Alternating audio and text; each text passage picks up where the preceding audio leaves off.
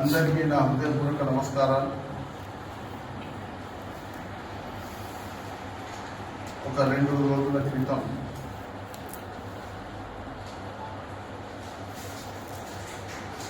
రాష్ట్రంలో నడుస్తున్నటువంటి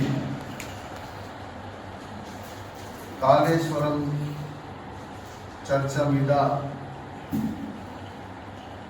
కాంగ్రెస్ పార్టీ అధికారంలో రాకముందే మేము అధికారంలోకి వస్తే కాళేశ్వరం మీద జరిగినటువంటి అవినీతి మీద విచారణ జరిపి ఎవరైతే అవినీతికి పాల్పడ్డారో వాళ్ళ మీద విచారణ చేస్తామని చెప్పి అధికారంలోకి వచ్చిన తర్వాత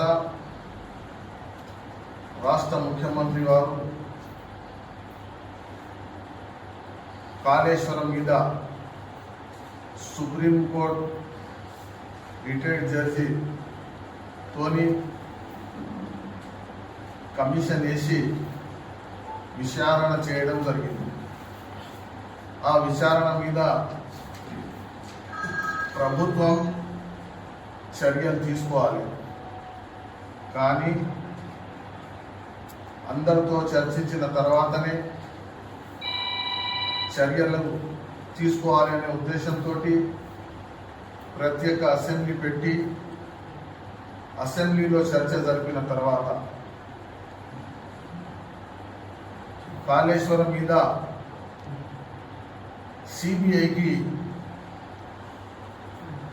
పంపడం జరిగింది. అందులో భాగంగానే తెల్లారి టిఆర్ఎస్ నాయకులు బయట ఏం చేయకుండా కాంగ్రెస్ పార్టీ కావాలని సిబిఐకి అప్పచెప్పిండు అని చెప్పడం జరిగింది. దాని విషయంలో టిఆర్ఎస్ వాళ్ళ మనస్పార్థాలు, టిఆర్ఎస్ పార్టీ ఎమ్మెల్సీ కవిత గారు కానీ దాని మీద జరిగినటువంటి అవినీతి మీద హరీశ్వరరావు గారు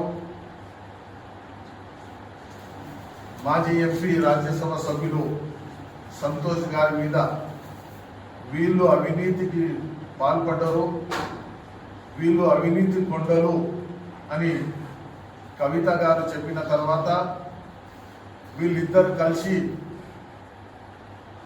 మా నాన్న పేరు బదనాం చేస్తున్నారు, మా నాన్న పేరు బదనాం చేస్తే టిఆర్ఎస్ పార్టీ నాయకులు ఎవరు కూడా బంద్కి పిలుపు ఇవ్వకుండా గమ్మున కూర్చున్నారని చెప్తే అప్పుడు టిఆర్ఎస్ నాయకులు మరి మేమేం చేస్తలేమనే ఉద్దేశంతో న్యాయం ఎక్కడ జరగాలి, సిబిఐకి పంపితే న్యాయం జరుగుతుంది, న్యాయం చేస్తారు అనే ఉద్దేశంతో సిబిఐకి చేస్తే రేవంత్ రెడ్డి గారి బొమ్మ అంటే రాష్ట్ర ముఖ్యమంత్రి గారి బొమ్మ అంటే న్యాయము జరగాలని చెప్పి రేవంత్ రెడ్డి గారు సిబిఐకి రాస్తే దానికి అడ్డగోలు నిర్ణయం రేవంత్ రెడ్డి రాష్ట్ర ముఖ్యమంత్రి గారి బొమ్మ కాల్చడం. దాని తర్వాత కేసీఆర్ గారు ఈ రాష్ట్రాన్ని అని చేసిరు. తెలంగాణ రాష్ట్రం వచ్చిన తర్వాత తెలంగాణ రాష్ట్రాన్ని సర్వనాశనం చేసి, ఉదాహరణకు తెలంగాణ సపరేట్ అయినప్పుడు మిగులు బడ్జెట్తో రాష్ట్రాన్ని టిఆర్ఎస్ పార్టీకి అంటే ఒక 10 రూపాయలు ఎవరైనా అడుగుతే మనం ఇచ్చే స్థాయిలో తెలంగాణ రాష్ట్రం ఉండే, అటువంటి రాష్ట్రాన్ని మనం ఇవాళ అడుగునే పరిస్థితి లాగా ఈ టిఆర్ఎస్ వాళ్ళు అందరు కలిసి దోసుకున్నారనేది ఇవాళ టిఆర్ఎస్ పార్టీ నాయకురాలు కవిత గారే చెప్పడం జరుగుతున్నది. ఎవరు ఏడాడ తీసుకున్నారు, ఆ దోసుకున్న డబ్బులతోని నన్ను నిజామాబాద్లో ఎంపీగా ఓడగొట్టిండ్రు, వేరే జాగాలో కూడా కొంతమంది టిఆర్ఎస్ నాయకులను ఓడగొట్టే ప్రయత్నం చేసిందని చెప్పి సాక్షాత్తు టిఆర్ఎస్ పార్టీ నాయకురాలే చెప్పడం జరిగింది. అందులో నగర్లో మా ఎమ్మెల్యే గారు, మన ఎమ్మెల్యే గారు, షాద్నగర్ నియోజకవర్గ ఎమ్మెల్యే గారు ప్రెస్ మీట్ పెట్టి వీళ్ళు అవినీతికి పాల్పడ్డారని చెప్పి కవిత గారే చెప్పిన తర్వాత కూడా వీళ్ళు ఇవాళ రేవంత్ రెడ్డి బొమ్మ కాల్చి ప్రజలను తప్పుతో పట్టించే కార్యక్రమాలు చేస్తున్నారు. వాళ్ళు అవినీతి చేసిరని కమిషన్ రిపోర్టు చెప్తుంది. దానికి మీరు మేము తప్పు చేయలేదని చెప్పి నిరూపించుకోవాలి, కానీ ఎదురుదాడికి దిగి అంటే ఈ సమస్యను పక్కదారి పట్టడానికి కవిత గారిని సస్పెండ్ చేయడం జరిగింది. ఎందుకంటే వాళ్ళ వ్యవహారం వాళ్ళకే, మాకేం సంబంధం లేదు దాంతో. కానీ ఈ కాళేశ్వరం సమస్య పక్కకు తొప్పాలనే ఉద్దేశంతో ఈ కవిత గారి సస్పెన్షన్ విషయం తీసుకురావడం జరిగింది. దానికి ఎవరెవరు అవినీతికి పాల్పడ్డారు అనేది రాష్ట్రంలో అందరికీ తెలుసు. కానీ మా షాద్నగర్ నియోజకవర్గ మాజీ ఎమ్మెల్యే గారు అంజయ్య గారు దాన్ని స్పందించి నేను అవినీతికి పాల్పడలేదు, మా నాయన జమానైనా మా నాయనకు 100 ఎకరాలు ఉన్నది, నేను 1 రూపాయి సంపాదించుకోలేదు, నేను 1 రూపాయి ఎవరి దాన్ని లంచం తీసుకోలేదు, ఎవరైనా తీస్తే నాకు చెప్పుకోండి. ఉదాహరణకు ఇవాళ రాష్ట్రంలో కానీ దేశంలో కానీ లంచాల వ్యవస్థ నడుస్తూనే ఉన్నది. మనం చెప్పినా చెప్పకున్నా ఒకవేళ ఎవరైనా ఏదైనా పనికి లంచాలు ఇస్తే వచ్చి మందికి చెప్తారా? అది మీ ఉనికి కాపాడుకోవాలి. రెండోది, మీరు ఎందుకు డిప్రెషన్లోకి పోయినారు అనేది మాకు అర్థమవుతుంది. మాట్లాడింది అవినీతి కాళేశ్వరం విషయం మీద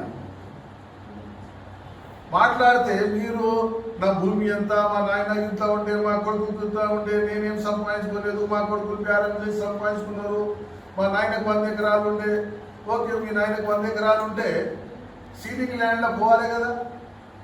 మన భూ సంస్కరణల కింద ఎంత పోయింది, ఎంత అయింది, మా భూమి చెరువు కింద పోయింది అంటున్నారు. చెరువు కింద పోయినప్పుడు మీకు 100 ఎకరాలు ఉంటే మీ వాళ్ళకు ఒక 2 ఎకరాలు ఇవ్వాలి కదా. అంటే ఇలాంటి కార్యక్రమాలు వీళ్ళు ఎందుకు డిప్రెషన్లో పడ్డారు, ఎందుకు మాట్లాడుతున్నారని అర్థం కాని పరిస్థితి. ఒక ఆయననేమో రండి చూసుకుందాం, కొట్టుకుందాం, తనుకుందాం అంటున్నారు. అంటే మా అంజయ్య గారు ఇలాంటి నాయకులను ఎందుకని పెట్టుకున్నారు. ఇప్పుడు ఏదైనా ఉంటే మీరు తప్పు చేసిరని చెప్పి ఎవరైనా చెప్తే తప్పు చేయలేదని నిరూపించుకోవాలి, కానీ ఎదురుదాడి ఏంటి అర్థమయ్యే పరిస్థితి లేదు. అందుకోసమే ఎమ్మెల్యే గారు ఇవాళ షాద్నగర్ ఎమ్మెల్యే గారి అదృష్టం అంటే, నియోజకవర్గ ప్రజల అదృష్టం ఏంటి అంటే, మన గతంలో ఇంతవరకు ఇలాంటి ఎమ్మెల్యే మనకు దొరకలే. ఒకవేళ ఆయన సంపాదించుకుంటే కూడా ఆయన బ్యాలెన్స్ చేసి సంపాదించుకోవచ్చు. దానికి ఇవాళ ప్రజలకు అందుబాటులో ఉండే ఒక విద్యను పేద ప్రజలకు ఇవ్వాలనే ఉద్దేశంతో ఒక జూనియర్ కాలేజు దాదాపు 10 నుంచి 15 కోట్ల వరకు ప్రజల సహకారంతో సొంతంగా డబ్బులు పెట్టి ఇలాంటి కార్యక్రమాలు చేస్తున్నారు. కానీ మీరు మీ అబ్బాయిలు మా అబ్బాయిలు సంపాదించుకున్నారు, వాళ్ళు బ్యారం చేసుకున్నారు, ఏదో చెప్తున్నారు. ఇవన్నీ ఎవరు అడగలే, వాళ్ళు ఎందుకో ఇట్లా చేస్తున్నారు అనేది అర్థం కాలేదు. అందుకోసమే ఎమ్మెల్యే గారు, మాజీ ఎమ్మెల్యే గారు ప్లే స్టేషన్లో పోయే అవసరం లేదు. ఒకవేళ గుళ్ళో పోయి ప్రమాణాలు చేస్తే వచ్చేది ఏముండదు. ఒకవేళ ఎవరికి ఎంత భూమి ఉన్నది, వాళ్ళు ఎప్పుడైతే నామినేషన్ వేసేటప్పుడు శంకర్ గారు కూడా నామినేషన్ అఫిడవిట్లా ఎన్ని భూములు ఉన్నాయి, ఏమున్నాయి అనేది అందులో పొందుపరచడం జరిగింది. ఇలా మార్చడానికి కూడా లేదు. అంజయ్య గారు కూడా వాళ్ళకి ఎన్ని భూములు ఉన్నాయి, ఎట్లా వచ్చినాయి అనేది కూడా వాళ్ళు కూడా పొందుపరిచిండ్రు. ముందు మీకు ఏమేమో ఆస్తులు ఉన్నాయని చెప్తే దాని తర్వాత మీరు మాకు చెప్పకుండా ఆస్తులు ఏమన్నా ఉన్నాయంటే దాన్ని నిరూపించడానికి ప్రయత్నం చేస్తామని చెప్పి ఈ సందర్భంగా తెలియజేస్తాం. మాట్లాడే విషయాలు ఆసక్తితో విన్నారు. మేము 3వ తారీఖు రోజు గౌరవ ఎమ్మెల్యే గారు ఇదే ప్లాట్ఫారం మీద కాళేశ్వరం ప్రాజెక్టు సంబంధించినటువంటి విషయంలో కాంగ్రెస్ పార్టీ గౌరవ మా ముఖ్యమంత్రి రేవంత్ రెడ్డి గారు ఇదే ఎజెండాగా అధికారంలో రానప్పటి నుంచి కాళేశ్వరం ప్రాజెక్టు అవినీతి బయట పెడతాం, అధికారానికి వచ్చిన తర్వాత అవినీతికి పాల్పడేటువంటి వాళ్ళను శిక్షించే వరకు వదిలిపెట్టమని చెప్పేసి ఒక టార్గెట్తోనే మేము ఎన్నికల ముందు పోయినాం. ఆ ఎన్నికల ముందు పోయినటువంటి సందర్భంగా ప్రజలు మాకు మైండింగ్ ఇచ్చారు, అధికారం ఇచ్చారు. అధికారంలో ఈరోజు ఉన్నటువంటి పరిస్థితి తెలుసు. ఈ విషయంలో ప్రభుత్వం, రాష్ట్ర ప్రభుత్వం ఒక పేరు ప్రతిష్ట ఉన్నటువంటి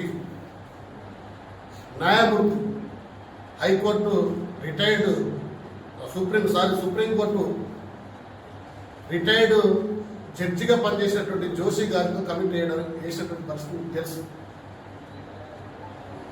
ఆ కమిటీ 40 రోజుల్లో నివేదిక ఇవ్వాలని చెప్పేసి ప్రభుత్వం ఒక చట్టబద్ధమైనటువంటి ఒక కమిటీని వేసినటువంటి సందర్భంగా 40 రోజుల కాలంలో అధ్యయనం చేసి 650 పేజీలతో నివేదిక ప్రభుత్వానికి అందించడం జరిగింది.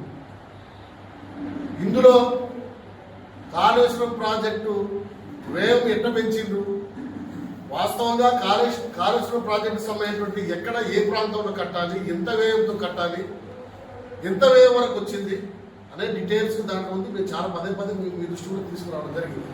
కేవలం 35,000 కోట్ల రూపాయలతో నిర్మించవలసినటువంటి కాళేశ్వరం ప్రాజెక్టు 1,48,000 కోట్లకి ఏ రకంగా పెంచిండ్రో అందులో పొందుపరిచినటువంటి విషయాలు మీకు అందరికి తెలిసేటువంటి విషయం, తెలియదు కాదు.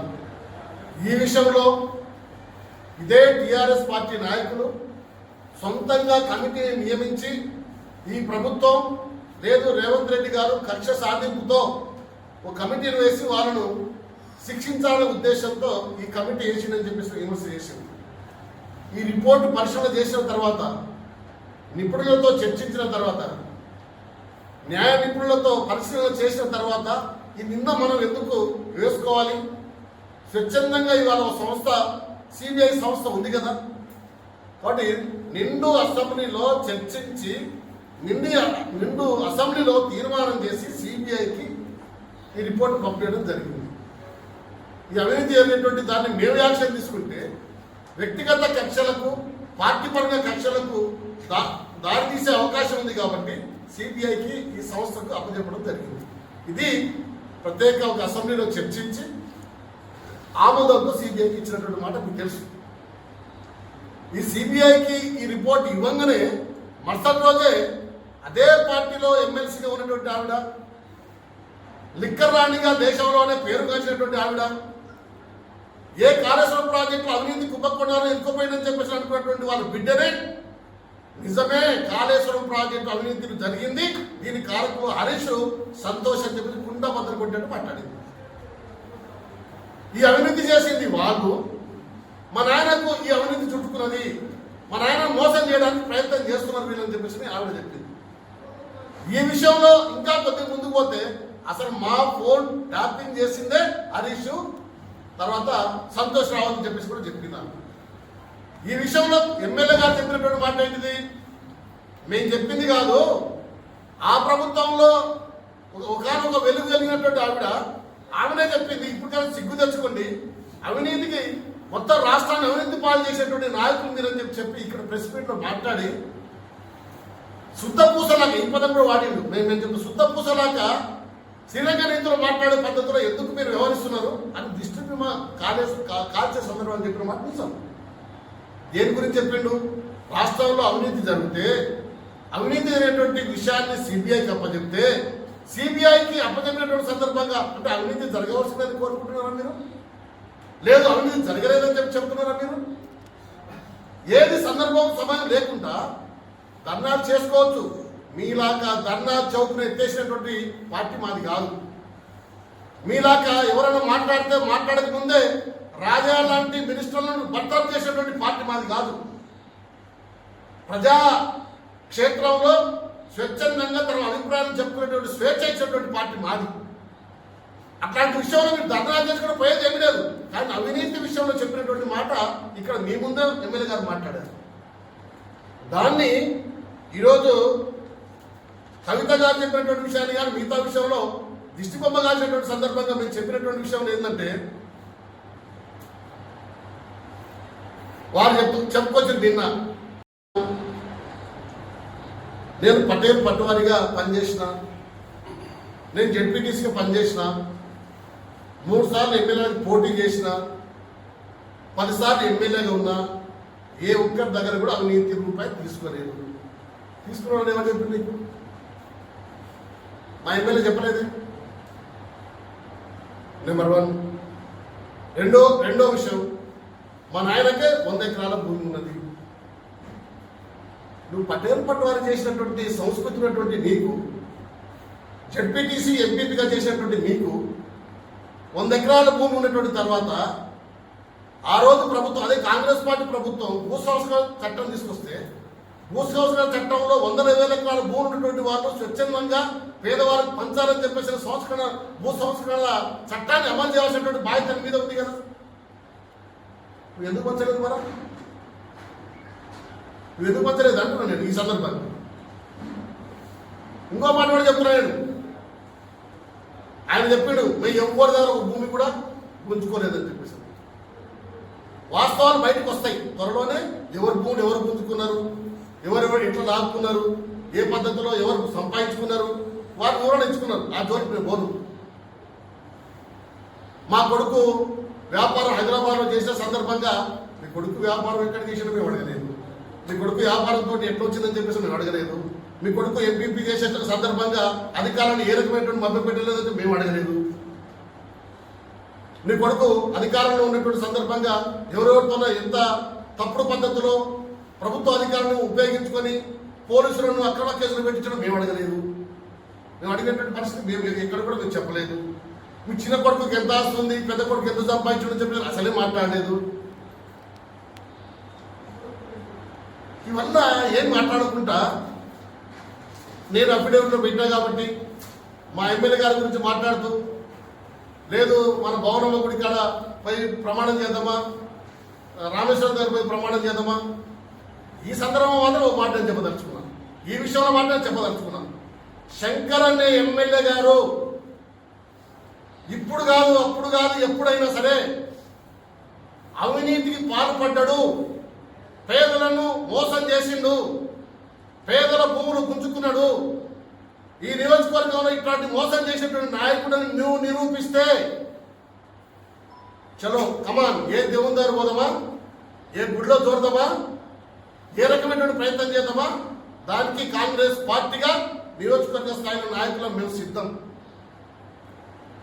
కానీ మేము ఆ మాట అనకముందే మాకు ఇన్ని ఆస్తులు ఉన్నాయి, మాకు హైదరాబాద్లో 2 ఇళ్ళు ఉన్నాయి, ప్రెస్ మీట్ పెట్టినటువంటి స్థలం మా పెద్ద కొడుకే కొన్నాడు.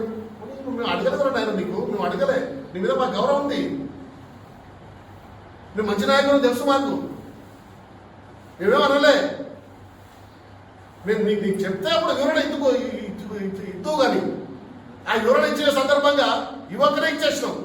మా కాడ ఉన్నాయి, ఈడ ఉన్నాయి, లేదు మేము బినామీ పేరుతో భూములు ఉన్నాయని చెప్పినాం. ఏమన్నా ఇక్కడ బినామీ పేరులో మీకు అక్కడెక్కడ 100 ఎకరాలు ఉన్నాయని చెప్పి ఇక్కడ చెప్పినావా? సంగల్లాంటి విలేజ్లో కోట్ల రూపాయలు విలువ చేసే భూములు గుంచుకున్నామని చెప్పినావా? మేమేం చెప్పలేదా? లేదు మేము ప్రభుత్వ భూమిని చట్టబద్ధంగా చేసుకున్నామని చెప్పి మేము అడిగినావా? మేము అడగలేదు కదా, మేమేం చెప్పలేదు కదా. ఇంత ఆస్తున్నటువంటి ఆయన నీ ప్రభుత్వ భూమిని తీసుకోవాల్సిన అవసరం నీకు లేదు. 100 కోట్లు ఉన్నాయి కదా మీకు, 100 ఎకరాల భూములు ఉన్నటువంటి సందర్భంగా ప్రభుత్వ ఆస్తి ప్రభుత్వ సాయం తీసుకోవాల్సిన అవసరం మీకు లేదు. అట్లా లేదు కాబట్టి తీసుకున్నాం మేము ఇప్పుడు ప్రశ్న ఇస్తామా? ఏలేదు కదా, ఏమి ఏలేదు కదా. కాబట్టి ఈ విషయంలో ప్రభుత్వ సంస్థల సమయంలో సిబిఐ ఉంది కదా, ఏసీబీ ఉంది, వాళ్ళకి ఇవ్వచ్చు కదా.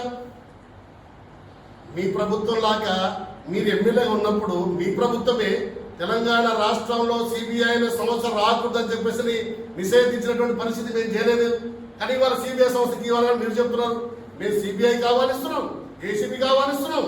అవినీతిల చిట్టా బయట పెట్టడానికి మా గౌరవ ముఖ్యమంత్రి వర్యులు రేవంత్ రెడ్డి గారు కంకణం కట్టుకొని ఉన్నాడు. సందేహమే లేదు, ఈ విషయంలో రాజీపడే సమస్య లేదు. కాబట్టి గౌరవ మాజీ ఎమ్మెల్యే గారు ఆ పద్ధతిలో మాట్లాడకుండా ఉంటే బాగుండేది అనేది ఈ సందర్భంగా నేను వారికి తెలియజేస్తున్నాను. అదే రకంగా అధికారుల విషయంలో వారు చెప్తున్నారు, సంతోషం, నా దగ్గర పిఏకి పనిచేసినటువంటి వాళ్ళు, నా దగ్గర గన్మెన్కి పనిచేసినటువంటి వాళ్ళకి అడగండి అని చెప్పేసి, మేము మీ గన్మెన్కి తెలుసు, మీ పిఏకి తెలుసు మీరు చేసిన పని ఏదో అని మా ఎమ్మెల్యే గారు మేము కాంగ్రెస్ పార్టీ వాళ్ళని చెప్తుంటే వారు చెప్తే బాగుంటుంది కదా. మేము మాట అనలే కదా సార్, మీకు ఆ విషయం నేను చెప్పలేదు కదా సార్. మూడో మాట, అధికారులకు అడగండి, నేను ఎంపీపీ చేసినప్పుడు జెడ్పీటీ చేసి లోకమంతా తెలుసు సార్. 10 సంవత్సరాల కాలంలో అధికారులను ఎవరు వాడుకున్నారు, అధికారులతో ఎవరు పని చేయించుకున్నారు, అధికారులను ఎవరు ఉపయోగించుకున్నారు, అధికారులను ఉపయోగించుకొని ఎవరు అధికారులు పని చేసిండ్రు, ఏ అధికారులను ఈరోజు శిక్షించే పద్ధతిలో చేసినో తెలుసు సార్. నేను చెప్పలేదు సార్ ఆ విషయం, మీరే చెప్తున్నారు. ప్రజలకందరూ తెలుసు, ప్రజలందరూ తెలుసుకుంటున్నారు. కాబట్టి ఆ విషయంలో సూటిగా మేము చెప్పని విషయాన్ని మీరే చెప్పక చెప్తున్నారు. మూడో విషయం ఎమ్మెల్యే గురించి, మా ఎమ్మెల్యే గురించి ఆస్తుపాస్తులు కానీ నేను ముందే చెప్పినాను. మనకు అందరికీ తెలుసు వారు ఏ స్థాయికి వెళ్ళి వచ్చిందో, ఏ స్థాయిలో ఈరోజు ఉన్నారో దాన్ని గుర్తుపెట్టుకొని ఉన్నటువంటి షాద్నగర్లో విద్యా విధానం సక్రమంగా లేదని చెప్పేసి వారి పలుకుబడితో రేవంత్ రెడ్డి గారి దగ్గర ఆ పలుకుబడిని ఉపయోగించుకొని విద్యా వ్యవస్థ మీద ఎంత కృషి చేస్తున్న విషయం మీకు తెలుసు. స్వయంగా తన సొంత డబ్బును ఖర్చు పెట్టి పేద విద్యార్థుల కోసం కార్పొరేట్ కాలేజీకు ఏ రీతిలో కూడా తీసుకోకూడదని చెప్పేసి ఇప్పుడు చిరకాలంగా ఉండేటట్టుగా కాలేజీ కనిపిస్తున్నటువంటి విషయం కూడా మీకు తెలుసు. అది కనిపిస్తలేదా? అది చాలు కదా. వారు ఇంకో మాట అన్నారు, ఏమని, నేను శాంక్షన్ చేయించిన దానికి కొబ్బరికాయ కొట్టి నేను శాంక్షన్ చేయించిన దానికి ప్రచారం చేసుకున్న తర్వాత తీసాను చెప్పేసాను. ఆ విషయంలో మేము రెడీ. 10 సంవత్సరాల కాలంలో ఎవరేం చేసిండ్రు, ఈ 20 నెలల కాలంలో ఎవరేం చేసిండ్రు చెప్పేసి మాట్లాడదాం. దాన్ని పర్వాలేదు, అభివృద్ధి కోసం మీరు మాట్లాడడం దాన్ని మీరు కామెంట్ చేస్తారు. కానీ ఇక్కడ ఒక విషయాన్ని మాత్రం జాగ్రత్త, గతంలో కూడా మేము చెప్పినాం, ప్రొసీడింగ్ వేరు, శాంక్షన్ వేరు. ప్రపోజల్ పంపించడం వేరు, డబ్బులు మంజూరు కావడం వేరు. చాలామంది చాలా రకాలుగా మనం ప్రపోజల్ పంపించవచ్చు. ఇగో మీ రోడ్డు వేయడానికి మేము ప్రతిపాదన పంపించడం చెప్పవచ్చు. ప్రతిపాదన పంపించడంతో మాత్రాన అది శాంక్షన్ అయి రాదు, అమలై కాదు. కాబట్టి ఆ విషయాల్లో మేము పోవడం లేదు. అందుకని చెప్పని విషయాన్ని దొంగే దొంగ అని చెప్పి రాసినట్టుగా ఉంది తప్ప ఇంకోటి కాదు. తర్వాత పెద్దోళ్ళు చెప్పిన ఒక మాట, ఇంకో నాయకుడు పక్కన కూర్చున్నాడు ఒక ఆయన,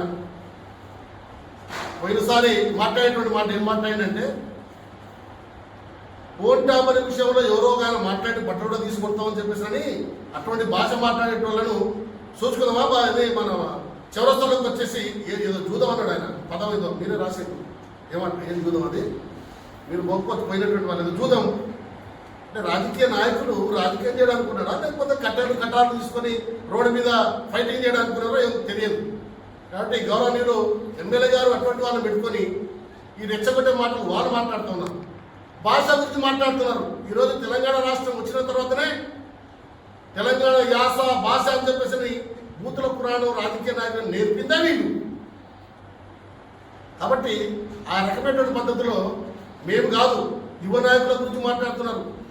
ఇప్పటికి నేను అడుగుతున్నా, మా ఫోన్ ట్యాపింగ్ చేసినటువంటి వాళ్ళు ఎవరో ఏ కథలో మేము 1.25 లక్షలు మాట్లాడతాం, నీకెందుకని నేను అడుగుతున్నా. మీకు ఎందుకంటే నేను చెప్తున్నా, మీరు ఎవరు చెప్పాలో ఎడ చెప్పాలో ఆడ చెప్తాము. నువ్వు చేరదు నీకెందుకు, కవితమ్మనే చెప్పింది. కవిత ఫోన్లు, రామారావు ఫోన్లు ఈ సంతోషరావు హరీశ్రావుని ట్యాపింగ్ చేసింది. నిన్న ఆమె కుంటబద్దలు కొట్టింది ఆమె.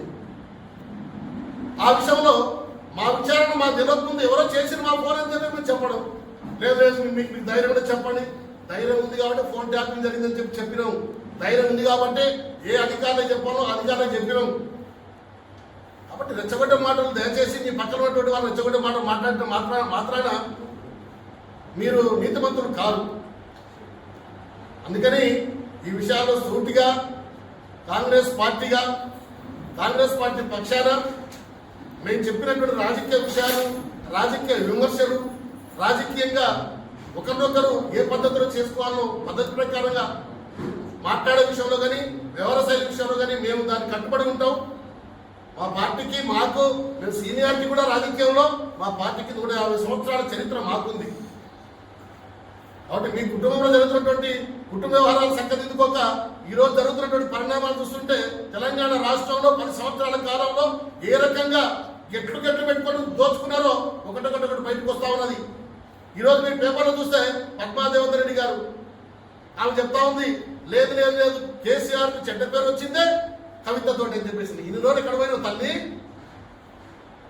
నువ్వు డిప్యూటీ స్పీకర్ పనిచేసిన సీనియర్ కాంగ్రెస్ టీఆర్ఎస్ నాయకురాలుగా నువ్వు ఎక్కడ పోయినావు తల్లి ఇన్ని రోజులు? నీకు తెలుసు కదా.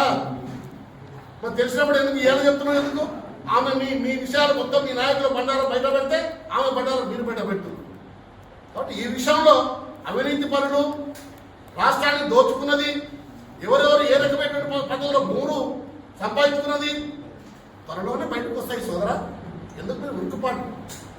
కాబట్టి ఈ సందర్భంగా నిన్న ప్రెస్ మీట్లో వాళ్ళు వాడినటువంటి మా ఎమ్మెల్యే గారి విషయంలో మేము దేనికైనా ఎక్కడికైనా ఆ విషయంలో ఇక్కడ మేము వెనక్కి పోయే సమస్య లేదు. కానీ అవాకు మాట్లాడి మీకు చెప్పని విషయాలు మేము చెప్పకుండానే మీరే చెప్పినటువంటి విషయాల్లో క్లారిటీ ఇవ్వాలని చెప్పేసి ఉద్దేశంతో ఈరోజు మేము ప్రెస్ మీట్ పెట్టడం జరిగింది. కాళేశ్వరం కమిషన్ గురించి మాట్లాడిండ్రు. దాని గురించి మాట్లాడితే నాకు తెలిసిన కాడికి ఈ రానున్న 15 నెలల నుంచి కూడా బీఆర్ఎస్ పార్టీ కనుమరుగయ్యే పరిస్థితి ఉంది. కాబట్టి అంజయ్ యాదవ్ గారి ఎక్స్ఎమ్మెల్యే గారిని వాళ్ళ కుమారులను అందరూ కూడా షాద్నాన్ నియోజకవర్గ ప్రజలందరూ కూడా మర్చిపోతున్నారు. కాబట్టి ఆయన మీద ఆయననే అబండాలు వేసుకొని మా ఎమ్మెల్యే గారిని దాంట్లో లాగాలన్న ప్రయత్నంలో భాగంగానే అంజయ్ యాదవ్ గారు ప్రెస్ మీట్ పెట్టడం అయితే వాస్తవము. మీరు చెప్పినట్టుగా గత 10 సంవత్సరాల నుంచి వాళ్ళ చిన్న కుమారుడు పెద్ద కుమారుడు మీద అవినీతి మరకలు అయినాయని ప్రజలు అనుకుంటున్నారు తప్ప మేము కూడా ఎప్పుడు కూడా బహిరంగంగా అనలేదు. ఎవరైతే శుద్ధపూసలు సత్య హరిశ్చంద్రులు అన్న మాట వాడుతున్నారు కదా, 2023 ఎలక్షన్లో ప్రజలందరూ కూడా గమనించరు. మీరు నిజంగానే సత్య హరిశ్చంద్రులు ఈ షాద్నాన్ నియోజకవర్గ ప్రజలకు మేలు చేసి ఉంటే మీరు మరోసారి ఎమ్మెల్యే అయ్యేది ఉండే. దానికి షాద్నాన్ నియోజకవర్గ ప్రజలు ఆల్రెడీ మీరు సత్య హరిశ్చంద్రులా లేకపోతే శుద్ధపూసలా ఏంటనేది జవాబు చెప్పిండ్రు. మీరు మళ్ళీ కావాలని చెప్పేసి ఈరోజు మా ఎమ్మెల్యే గారిని రాజకీయ ఊబిలోకి లాగి రోజు అంజయ్ యాదవ్ అనే ఎక్స్ఎమ్మెల్యే ఉన్నాడని ప్రజలకు గుర్తు చేయడానికి మీడియాలో నా గురించి ప్రచారం కలగడానికి మాత్రమే మా మాజీ ఎమ్మెల్యే గారు ఇటువంటివన్నీ కూడా ఎవరు దొంగలు ఎవరంటే బుడమకాయ దొంగలు ఎవరంటే సంకల్పం గుద్దుకున్నట్టు వాళ్ళే ఎగిసి పడుతున్నారు తప్ప దీంట్లో ఎటువంటి పస లేదు. మా ఎమ్మెల్యే గారు నీతిపరుడు. ఎప్పుడైనా సరే మేము చెప్తా ఉన్నాం 6 గ్యారంటీ స్కీమ్లు చెప్పినాము. ఈ రోజు కూడా అన్ని ఇస్తా ఉన్నాం. ఈ రోజు 200 యూనిట్లు గృహజ్యోతి కానివ్వండి, 500 సిలిండర్ కానివ్వండి, రుణమాఫీ కానివ్వండి, ఈ రోజు రేషన్ కార్డు గత 10 సంవత్సరాల కింద ఎవరు కూడా రేషన్ కార్డు రాలేదు. ఈ రోజు రేషన్ కార్డు ఇస్తున్నాం, సన్న బియ్యం ఇస్తా ఉన్నాం. మీరేమో గత 10 ఏళ్ళకి ఎన్ని శుద్ధపూస మాటలు చెప్పినా అందరూ తెలుసు. ఆ రోజు దళితులు ముఖ్యమంత్రి చేస్తానో చేయలేదు, దళితులకు 3 ఎకరాల భూమి ఇస్తానని చేయలేదు, మైనారిటీలకు 12% రిజర్వ్ ఇస్తానని చేయలేదు. అంటే ఇలాంటి ఎన్నో ఉన్నాయి. కానీ అవన్నీ కూడా కప్పిపుచ్చుకోవడానికి ఈ రాబోయే 5-6 మాసాలలో లోకల్ బాడీ ఎలక్షన్లు వస్తున్నాయి. దాంట్లో ఏదో లబ్ధి చేకూరాలని మా ఎమ్మెల్యే గారి మీద మరకలు అంటే ప్రయత్నంలో భాగంగానే రాజకీయ ఉద్దేశంతో ఇటువంటి చర్యలు జరుగుతూ ఉన్నాయని చెప్పి మేము తీవ్రంగా ఖండిస్తున్నాం. అంజయ్ యాదవ్ గారు కూడా విజ్ఞప్తి చేస్తా ఉన్నాం. మా ఎమ్మెల్యే గారు అఫిడవిట్లో ఏమి ఇచ్చిండో ఇప్పుడు కూడా అదే స్థాయిలో ఉన్నాడు. ప్రజల మేలు కోరి విద్యా అభివృద్ధికి కానీ పేదల పక్షాన్ని కొట్లాడుతున్నారు తప్ప ఎక్కడ కూడా మీరు దేవుళ్ళన్నా కానీ మచ్చకైనా కూడా ఏమంటారు అవినీతికి తావియడు. మేము కూడా కాంగ్రెస్ పార్టీ కార్యకర్తలము, కాంగ్రెస్ పార్టీ నాయకులను కూడా మా ఎమ్మెల్యే గారి అనుచరం కిందనే పనిచేస్తామని చెప్పి సందర్భంగా తెలియజేస్తున్నాం. మేము చెప్పని విషయాలు వాళ్ళే చెప్పినారు. మేము చెప్పని విషయాలు వాళ్ళే చెప్పినారు. మేము ఇక్కడ కూడా చెప్తున్నాను, అంజయ్య కొడుకులు అవినీతి పాల్పడ్డారని మా ఎమ్మెల్యే సూటిగా ఎక్కడ చెప్పలేదు. టీఆర్ఎస్ పార్టీ, టీఆర్ఎస్ ప్రభుత్వం కాళేశ్వరం ప్రాజెక్టు కానీ ఎమ్మెల్యేలు ఎంపీలుగా ఉన్నటువంటి వాళ్ళు అవినీతి పాల్పడ్డారు. దాంట్లో ఏమి రాజీ లేదు. అవినీతి జరిగింది, అధికారులు జరిగింది శాతం ప్రజలకు తెలిసిన విషయం మీరు అంటున్నారు. మేము అనేది కానీ శాతం ప్రజలకు తెలిసిందని అంటున్నారు. అంత అవినీతి అక్కడ ప్రజలు తెలిసినప్పుడు బాధ్యతగా ఎమ్మెల్యే ఇప్పుడు మీరు మీ ఎమ్మెల్యే కదా వాళ్ళు అడిగారు ఎంక్వైరీ అడిగింది కదా Yes. అట్లేమన్నా సబ్జెక్ట్ మీరు నాకు అర్థం కాదు. అధికార దుర్వినియోగం జరిగింది అదే కాకుండా అవినీతి వ్యతిరేకించింది ప్రజలు తెలుసు ఏయ్, ప్రజల తరఫున ఇప్పుడు ప్రస్తుతం మీరు ఆ జరిగిన అవినీతి అక్రమాలపై విచారణ ఏమైనా చేపిస్తారా? ఎవరు అవినీతి? పదేళ్ల కాలంలో అవినీతి అక్రమాలు జరిగినాయి, అధికార దుర్వినియోగం జరిగిందని చెప్పేసి శాతం ప్రజలందరికీ ఏమన్నా అడిగామా అన్న నేను? మీరు ఏమన్నా అడగలేదు, అడిగినామా? మీరు అడగలేదు, శాతం ప్రజలకు తెలుసు అన్నారు. Yes. ప్రజల తరఫున మీరు ఇప్పుడు వాళ్ళ మీద ఏమైనా విచారణ ఏమిటవుతారా? వాస్తవంగా అన్ని విచారణ ఇద్దామని అనుకుంటున్నారు కదా. మేము దాని మీద పరిశ్రమ చేస్తున్నాం కదా, అదే పరిశ్రమ చేస్తున్నామని చెప్తున్నాం కదా. ఒకటి పరిశ్రమ చేస్తే దాని మీద యాక్షన్ ఉంటుంది, పక్కా ఉంటుంది. ఇప్పుడు కొన్ని సందర్భాల్లో రైరాన్ భూమి కూడా వాళ్ళ పేరు మీద మార్చమని చెప్పి ఇంతకుముందు కూడా వచ్చింది అని చెప్పి వింటున్నాం. అది ఎంతవరకు కరెక్టో మళ్ళీ వాళ్ళే చెప్పాలి, మాకైతే ఏం తెలియదు. అందుకోసం ఇప్పుడు ఏం చెప్తున్నాం అంటే 100 ఎకరాలు వాళ్ళ నాయన దగ్గర నుంచి వచ్చినాయి అంటున్నారు, వాళ్ళ కొడుకులు సంపాదించుకున్నారని చెప్తున్నారు, నాకు ఇంతే ఉన్నదని చెప్తున్నారు. అడిగిన అంటే ఏమేమి ఉన్నాయి వాళ్ళకే చెప్పని అడుగుతున్నాం. ఇప్పుడు మీరు క్లారిటీ చెప్పండి, మీరు విచారణ సిద్ధంగా ఉన్నారా, పరిశీలన సిద్ధంగా ఉన్నారా? ఏ దానికైనా సిద్ధం. ఒక మాట అడిగినానికి మీరు కాదు. రఘు, మీరు నిన్న అజయ్ అడిగిన మాటలకు మాకేమో మీడియాకి అనిపిస్తుందంటే మీరు సమాధానం సరిగ్గా లేదని మాకు అనిపిస్తుంది. మీరు సమాధానం మాకేం వాళ్ళు అడిగిన క్వశ్చన్కు మీరు రెడీ ఉన్నారా లేరా కాబట్టి చెప్పండి. ఇగో కదా, వాళ్ళు ఏది అడిగినా దానికి రెడీగా ఉన్నది చెప్పేసి నేను చెప్తాను. వాళ్ళు ఏది అడిగినా రెడీగా ఉన్నారు. కానీ ఇక్కడ మీరు అర్థం చేస్తున్నారు, మీకేం కావాలో నేను ఇస్తా సమాచారం. మీతో మీ అయ్యే 100 ఎకరాలు ఉందని చెప్పేసి నేను చెప్పలేదు. చెప్పినా ఎప్పుడన్నా ఇక్కడ ప్రెస్ మీట్లో చెప్పినా మీ అయ్యే 100 ఎకరాలు ఉన్నదని చెప్పలేదు కదా. ఆయన చెప్పిండు. నేను ఇప్పుడు ఏమడుగుతున్నా, 100 ఎకరాల భూమి మీ అయ్య నీకు ఇచ్చి ఉంటే పటేల్ పట్టువారు చేసినటువంటి బాధ్యత గల వ్యక్తి మీరు. భూ సంస్కరణ చట్టం 1976 తర్వాత మీరు ఆ భూమిని ఎందుకు పేదలకు పంచలేదు? తప్పా కాదా? నేను సూటిగా అడుగు. మీరు పటేల్ పట్టువారు చేసిన మీరే ఒప్పుకున్నారు. 100 ఎకరాల భూమి మా అయ్య ఇచ్చిపోయినా మీరే చెప్తున్నారు. అవునా కదా? మేమేం చెప్పలే ఆ మాట. మీ అయ్య ద్వారా 100 ఎకరాలు ఉన్నది అని మేము చెప్పలే, నువ్వు చెప్పుకున్నావు. ఇంకేం చెప్పారు వాళ్ళు? చెప్పండి. ఇంకేం చెప్పారు? తరచూ మీరు ఎమ్మెల్యేని వాళ్ళ పెద్ద కుమారు చిన్న కుమారు గురించి మీరు అవాకులు చవాకులు మాట్లాడుతున్నారు. అవినీతి చేసిందని మరకలంటిస్తుంటే సాక్ష్యాధారాలు చెప్పండి, కోర్టులో సమర్పించండి, రూపాయలు కూడా 7 లక్షలు కావాలి వ్యాపారాలకు అన్న ఒక విషయం చెప్పండి. ఖచ్చితంగా ఈ విషయంలో చాలా క్లారిటీ మేము ఉన్నాం. వాళ్ళు పెద్ద కొడుకు చిన్న కొడుకు అయినా సరే, లేదు ఈ తాలూకాలో జరిగేటువంటి వాళ్ళు ఎవరైనా సరే పేదల భూములు రాకొని పేదల భూములు అక్రమంగా ఆక్రమించుంటే, పేదల భూములను పేదలను కొట్టి వాళ్ళు ఉంచుకొని ఉంటే పరిశ్రమలు వస్తే అటువంటి వారిపై కఠిన చర్య తీసుకుని తీరుతాం.